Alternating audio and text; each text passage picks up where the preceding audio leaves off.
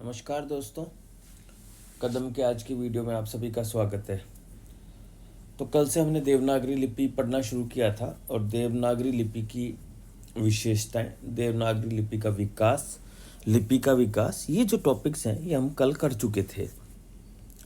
आज लिपि से जुड़े हुए जो अन्य टॉपिक्स हैं कि देवनागरी लिपि को लेकर क्या सीमाएं हैं, इससे जुड़े हुए मानकीकरण के सुझाव क्या हैं, ये सब और मानकीकरण के क्या प्रयास हैं, ये सब हम देखने की कोशिश करेंगे। ठीक है, तो बचे हुए टॉपिक्स आज करेंगे। कोई टॉपिक छूट जाएगा तो आप अपने आप भी कर सकते हो। ठीक है, तो हमें देखना है देवनागरी के मानकीकरण के प्रयास। एक सीमाओं वाला टॉपिक कल रह गया था, वो भी हम आज करेंगे।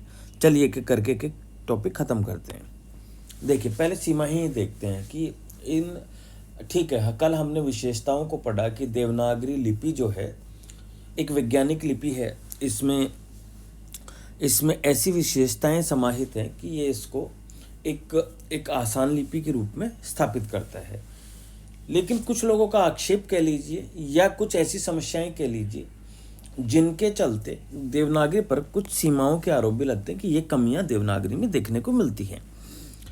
पहली जो सीमा है या कमी है वो कहते हैं कि इसकी अक्षरों की बनावट क्या है, जटिल है। कैसे? जैसे ध, भ, ये ऐसे शब्द हैं जिनके अक्षरों की बनावट क्या है, जटिल है। झ आसान नहीं है। ठीक है ना। दूसरा आप उदाहरण यहाँ पे दे सकते हैं, झ, भ, क्ष, है ना, ऐसे। फिर है कि इसकी जो वर्णमाला है वह बहुत लंबी है। अक्षरों की संख्या क्या है, अधिक है, कम होने चाहिए। भाई स्वर हैं पहले ए आई, फिर क ख ग घ, और फिर पूरी जो क ख ग से जो व्यंजन माला है वो आती है। तो इन सब कईयों का मानना है कि बहुत ज़्यादा है, कम होने चाहिए थे। ठीक है। फिर ये कन्फ्यूजन और बढ़ा देता है जब द्वित्व अक्षर, संयुक्त अक्षर, अर्ध अक्षर, अक्षरों के नीचे ऊपर लगने वाले चिन्हों की संख्या, तो बहुत ज़्यादा चीज़ें सीखनी पड़ती हैं। द्वितीय अक्षर दो अक्षर जहाँ पे हों, जैसे क, ठीक है, संयुक्त अक्षर क्ष, त्र, ज्ञ, अर्ध अक्षर कैसे, र, मर में ये र लग रहा है, ये अर्ध अक्षर हो गया। ठीक है। अक्षरों के नीचे और ऊपर लगने वाले चिन्ह, जैसे मर्म, ये वाला जो है, क्रम क के लिए, ये जो अलग अलग जो लग रहे हैं चिन्ह, ये कन्फ्यूजन पैदा करते हैं, है ना। तो इसलिए बोला जाता है कि देवनागरी जो लिपि है उसमें बहुत ज़्यादा कन्फ्यूजन पैदा होता है। इसलिए चिन्हों की संख्या भी और क्या हो जाती है, आज ज़्यादा हो रही है, तो ये कम होनी चाहिए। फिर जब इतनी सारी जटिलताएं हैं तो मुद्रण और टंकन भी क्या हो जा रहा है, कठिन हो जा रहा है। ठीक है ना। फिर एक कहते हैं कि कुछ मात्राएं बाईं ओर लगती हैं, कुछ दाईं ओर लगती हैं। जैसे मिठाई, मी, है ना, और मी, ये दो, मी और मी, एक लेफ्ट हैंड लगी, एक दाईं ओर लगी। तो पहली बार जो पढ़ता है ना, या जो पहली बार जो सीखता है, उसके लिए बड़ा कन्फ्यूजन होता है, कौन सी दाईं लगेगी, कौन सी बाईं ओर लगेगी। ठीक है ना। तो ये भी कन्फ्यूजन पैदा करता है। और वही टंकन और मुद्रण मुश्किल हो जाता है। 400 से अधिक की चाहिए होती हैं हमको इसको मुद्रित करने के लिए। संयुक्ताक्षर के बीच का अंतर भी बहुत बहुत वो है, मतलब बहुत क्षीण है। आप कौन सी जगह से शंकर वाला आएगा, सड़क वाला आएगा कि षटकोण वाला आएगा, ये कन्फ्यूजन रहता है। ऐसे ही लिखने के क्रम में र व लिख दो या ख लिख दो, कन्फ्यूजन रहता है कि ख लिखा गया है कि र व लिखा गया है। व ब में कन्फ्यूजन होता है, मैं भ में कन्फ्यूजन होता है, द घ और ध में होता है। तो ये छोटे छोटे अंतर हैं, जिनसे बहुत ही सूक्ष्म अंतर हैं, जिससे इनकी पहचान में कन्फ्यूजन हो सकता है। रे जो है हलंत वाला, इसको लेके भ्रम की स्थिति होती है। नीचे डंडी के रूप में भी लग जाता है, मर्म के रूप में भी लग जाता है, और कई बार कृषि इस रूप में भी लग जाता है, नीचे भी लग जाता है। तो कौन सा वाला लगाना है, ये कन्फ्यूजन रहता है। ऐसे ही अनुस्वार व अनुनासिक के अंतर को लेकर भ्रम की स्थिति होती है। कहाँ पर बिंदी लगेगी, कहाँ पे चंद्र बिंदु लगेगी, ये चीज़ें हैं जो हमें भी कई बार, जो हमें जैसे हम जो स्पेलिंग मिस्टेक करते हैं ना, कि छोटी बड़ी की बात, ई की मात्रा को बड़ी लगा दिया, ऊ की छोटी लगेगी कि बड़ी लगा दी, है ना, चंद्र बिंदु लगनी थी वहाँ पे बिंदी लगा दी। तो ये डे टू डे में हम भी गलतियाँ करते हैं। यही गलतियाँ देवनागरी की क्या है, सीमाएं हैं। क्लियर है सबको? तो ये बड़ा एक टॉपिक है जो देवनागरी की सीमाओं के बारे में उदाहरण से लिखेंगे, समझा मैंने आपको दिया है। ठीक है, फिर है देवनागरी लिपि में सुधार के प्रयास। ठीक है, कि देवनागरी लिपि को मानक बनाने या देवनागरी लिपि का विकास या प्रचार प्रसार करने में कि क्या क्या प्रयास किए गए हैं। ठीक है ना, तो 3 चरण देखने को मिलते हैं हमें इसमें। पहला चरण है 1900 से लेकर 1940 का चरण है, जिसमें व्यक्तिगत प्रयास किए गए हैं। दूसरा जो चरण है वो है हिंदी साहित्य प्रयाग सम्मेलन, प्रयाग से प्रारंभ होता है, इसमें संस्थागत प्रयास किए गए थे। और तीसरा है आज़ादी के बाद वाला ही है कि शिक्षा मंत्रालय द्वारा गठित मानकीकरण समिति के द्वारा किए गए प्रयास है। अब अगर हम व्यक्तिगत प्रयासों की बात करें पहले, तो व्यक्तिगत प्रयासों में सबसे पहले जो प्रयास किया गया था वो बाल गंगाधर तिलक द्वारा किया गया था। उन्होंने केसरी पत्र निकाला था, उसमें तिलक फॉन्ट बनाया था, जो लिपि के स्तर पर पहला प्रयास था, व्यक्तिगत प्रयास।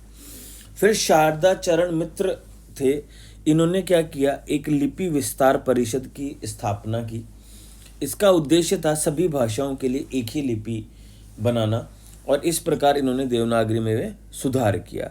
सभी भाषाओं के लिए एक ही लिपि बनाने का उद्देश्य लेकर एक समिति स्थापित की गई, जिसका नाम था लिपि विस्तार परिषद। फिर सावरकर बंधु आए। सावरकर बंधुओं ने क्या प्रयास किया, इन्होंने ए की 12 खड़ी बनाई, जैसे ए, आ, ई, उ, ऐसे 12 खड़ी बना दी इन्होंने, है ना। तो ए की 12 खड़ी बनाई, और गांधी जी ने इसी 12 खड़ी को यूज में लाते हुए अपने पत्र में भी इसको प्रयोग में लाए, है ना। हरिजन सेवक में इसका प्रयोग किया, इस ए की 12 खड़ी को यूज में लाए, तो और इसको विस्तार मिला। फिर 2 लोग हैं, श्रीनिवास और गोरखनाथ, इन्होंने मात्राओं तथा महाप्राण ध्वनियों में सुधार किए। फिर डॉक्टर श्याम सुंदर दास, इन्होंने अनुस्वार के प्रयोग को व्यापक बनाया। गंगा ऐसे लिखे जाती थी पहले, इसको गंगा बनाया। चंचल, अनुस्वार बिंदी लगा के भी काम चल सकता है। तो ये बहुत जो कन्फ्यूजन वाली स्थितियां थी, इनको डॉक्टर श्याम सुंदर दास ने इनको भी ठीक किया। तो ये तो थे आपके व्यक्तिगत प्रयास, जो एक व्यक्ति द्वारा या 2 व्यक्तियों द्वारा देवनागरी के लिए किए गए थे। अब हम बात करेंगे कि दूसरा जो था हमारा चरण, जिसमें हमें संस्थागत प्रयासों को देखना था। तो संस्थागत प्रयासों में अगर पहला प्रयास देखें तो हिंदी साहित्य सम्मेलन, हमने पढ़ा था हिंदी के विकास में, हिंदी साहित्य सम्मेलन, हिंदी प्रचारिणी सभा, इन सब के बारे में पढ़ चुके हैं। लेकिन अब इन्होंने लिपि के लिए क्या किया, वो विशेषता हमें पढ़ना है। तो हिंदी साहित्य सम्मेलन 1935 में आता है। महात्मा गांधी के सभापतित्व में एक नागरी लिपि सुधार समिति बनाई जाती है। नागरी लिपि सुधार समिति बनाई जाती है, जिसके संयोजक कौन थे, काका कालेलकर थे। इन्होंने क्या किया, सावरकर बंधुओं की 12 खड़ी को स्वीकारा। ध्यय में इन्होंने बताया कि ध्यय व भय में घुंडी लगाई जाए ताकि वो अलग से पहचान आए। इन्होंने ये भी सुझाया था कि शिरोरेखा लेखन में न रहे तो ज़्यादा अच्छा रहेगा, ताकि लेखन में नहीं लिखेंगे, मतलब हम जब लिख रहे हैं हाथ से तो शिरोरेखा नहीं होनी चाहिए, ऐसे ही लिखें बिना शिरोरेखा के, लेकिन जब मुद्रण हो उसमें बनी रह सकती है। तो ये इनके सुझाव थे। फिर उत्तर प्रदेश सरकार में एक कमेटी बनती है आचार्य नरेंद्र देव की अध्यक्षता में, वो भी देवनागरी के सुधार में कई सारे सुझाव देती है। एक तो उन्होंने कहा कि नहीं, ए की जो 12 खड़ी है इसका प्रयोग ठीक नहीं है। इन्होंने कहा कि मात्राओं को ही यूज करो, मात्राओं को यथावत व्यंजन से हटाकर लिखना चाहिए, है ना। और उन्होंने कहा कि पंचमाक्षर जो अंतिम अक्षर है उसके स्थान पर अनुस्वार का प्रयोग किया जाना चाहिए, जैसे चंचल में अण्य जो है उसकी जगह अनुस्वार का प्रयोग किया जा सकता है। जो सुझाव हमें व्यक्तिगत स्तर पर डॉक्टर श्याम सुंदर दास जी ने ही दिए थे, उसको इन्होंने विस्तारित कर दिया यहाँ पर। और इन्होंने जो पुराना सुझाव था कि शिरोरेखा नहीं प्रयोग में लाई जानी चाहिए, इन्होंने कहा नहीं, शिरोरेखा अवश्य प्रयोग में लाई जानी चाहिए। ठीक है, तो मात्राओं को लेकर सुझाव दिया, ए की 12 खड़ी को खारिज किया। पंचमाक्षर के स्थान पर अनुस्वार के प्रयोग में तेजी लाने का प्रयास किया और शिरोरेखा लगाने के लिए वकालत की। फिर आता है शिक्षा मंत्रियों का सम्मेलन है, उसमें उसके कुछ सुझाव थे कि ई की मात्रा को दाहिनी ओर ई, जैसे हिंदी ही और बड़ी हो तो इधर ऐसे ऐसे लगाई जाए, है ना। ख और रेव के में अगर कन्फ्यूजन होता है, ख को मिला के लिखा जाए रे के साथ में वे को, तो ये कन्फ्यूजन हट जाएगा। और इन्होंने मानक देवनागरी वर्णमाला प्रकाशित की 1967 में, तो ये बहुत बड़ा इनका कंट्रीब्यूशन था। ठीक है, और भी हैं संस्थाएं, उनका आप अपने आप देख सकते हैं। बाद की जो संस्थाएं हैं इतने महत्वपूर्ण सुझाव नहीं थे तो मैंने नहीं लिखे हैं। ठीक है, इन सब के सुझावों को एक जगह कंसोलिडेट करके इस तरीके से देखते हैं कि मानकीकरण अगर आज करना हो या जो प्रयास किए गए उनके बाद का जो मानकीकरण होगा उसमें क्या क्या सुझाव दिए जा सकते हैं। तो पहला सुझाव आपका हो सकता है कि जो अप्रचलित ध्वनियाँ हैं उनको हटा दिया जाना चाहिए, जैसे बड़ी री, ली, श, है ना। इन ध्वनियों को अभी इतना प्रयोग में नहीं होता, प्रयोग में होता भी है तो ये अप्रचलित हैं, लोगों को पता नहीं है इनके बारे में, इनको हटा दो। फिर कुछ ध्वनियों का उच्चारण अन्य ध्वनियों के समान ही हो गया है, उनको भी हटाया जा सकता है, जैसे श षटकोण वाले का शंकर वाले की तरह। और री ये दोनों भी एक ही हो गया है, ऋण ऋण, है ना, तो इनको हटाया जा सकता है। ण और न के स्थान पर अनुस्वार का प्रयोग जो किया भी जा रहा है और किया जाना चाहिए। ठीक है ना। फिर है डॉक्टर, फॉर्म आदि में जो अर्धचंद्र की परंपरा को स्वीकृत किया जाना चाहिए। आदि जो ध्वनि है डॉक्टर, फॉर्म, है ना, इसमें जो आदि ध्वनि है तो ऊपर जो ये लगता है इस ध्वनि को स्वीकार कर सकते हैं हम। जो नुक्ता लगाने की परंपरा है क, ख, ज, है ना, फ, है ना, इनमें ये जो नुक्ता लगता है इसको स्वीकार किया जाना चाहिए। संयुक्त व्यंजन बने रहने चाहिए। क्षत्रज्ञ, क व फ आधे हों, है ना, क फ, है ना, ये हो सकते हैं।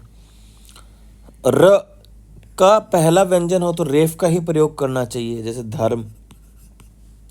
रे अगर दूसरा व्यंजन हो तो इसको ऐसे लिखा जाना चाहिए। ठीक है ना, तो इस तरीके से रे के रूप में या इसके रूप में या इसके रूप में लिखा जा सकता है। पहला अगर व्यंजन हो तो रेफ, ये जो धर्म के ऊपर ये है इसे रेफ कहा जाता है, इसके रूप में इसका प्रयोग किया जाना चाहिए। मात्राओं का प्रयोग यथावत होना चाहिए, शिरोरेखा का प्रयोग किया जाना चाहिए। तो ये अगर आपसे पूछा जाए कि देवनागरी के मानकीकरण में आप क्या सुझाव देना चाहेंगे या क्या सुझाव प्रस्तावित करते हैं, कुछ भी सुझाव से रिलेटेड सवाल हो तो इनमें से 5-7 पॉइंटों को निकाल कर आप उत्तर में लिख सकते हैं। तो ये देवनागरी के बारे में चर्चा हुई। हमने शुरुआत से, मैं एक बार रिपीट कर दे रहा हूँ, क्या क्या पढ़ा हमने।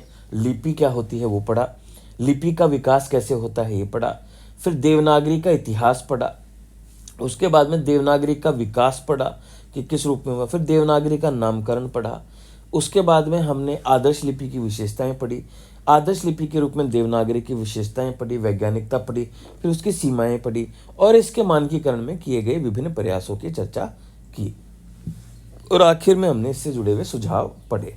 तो ये सारे टॉपिक्स हम पढ़ चुके हैं।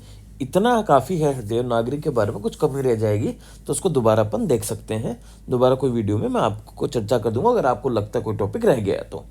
बाकी उत्तर लेखन जरूर करते रहें, आप कर भी रहे हैं, बहुत अच्छा कर रहे हैं। इसी प्रकार डेली अगर आप थोड़ा थोड़ा पढ़ लेंगे ना तो कब हिंदी साहित्य का सिलेबस हो जाएगा आपको पता भी नहीं चलेगा।